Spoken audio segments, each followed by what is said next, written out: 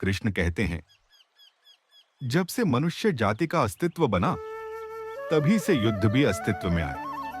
कभी युद्ध धन का दौड़ बनकर सामने आता है, कभी सुरक्षा का हथियार, कभी विजय की भूख, तो कभी पराजय टालने का एक प्रयास। परंतु कृष्ण मुस्कुराकर कहते हैं, वास्तविकता यह है, यदि तुम्हें आगे बढ़ना है तो तुम्हें बड़े से युद्ध भी लड़ने पड़ेंगे। लेकिन युद्ध के लिए तैयार रहना उतना जरूरी नहीं जितना जानना कि युद्ध को टाला कब जा सकता है। कृष्ण की वाणी स्पष्ट है, सबसे सफल युद्ध वही होता है जो कभी लड़ाई न जाए, क्योंकि युद्ध जीतकर तुम अपना मान तो बढ़ा लोगे, लेकिन अपना बल खो दोगे। इसलिए कृष्ण कहते हैं, जहां तक हो सके युद्ध को टालो, अपनी शक्ति को संचित रखो।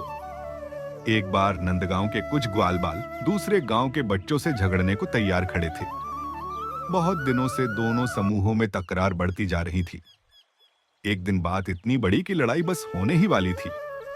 सबने कृष्ण से कहा, कन्हैया, आज तो हमें युद्ध करना ही पड़ेगा, वे हमें कमजोर समझ रहे हैं।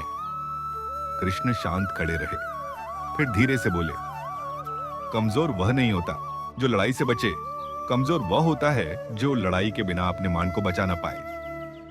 कृष्ण आगे बढ़े और दूसरे गांव के बच्चों के पास जाकर बोले, क्या तुम सच में सोचना चाहते हो कि आज हम जिसे हराएंगे वह कल हमारा मित्र नहीं बन सकता? उन बच्चों के चेहरे झुक गए। कृष्ण ने दोनों पक्षों को एक ही यज्ञ में प्रसाद बांटने के लिए बुला लिया और कुछ ही पलों में जहां युद्ध होना था वहां हंसी, खेल और मित्रता पनपने लगी। कृष्ण ने ग्वालबालों से कहा, देखा, युद्ध से सम्मान नहीं मिलता, सम्मान बुद्धि से मिलता है।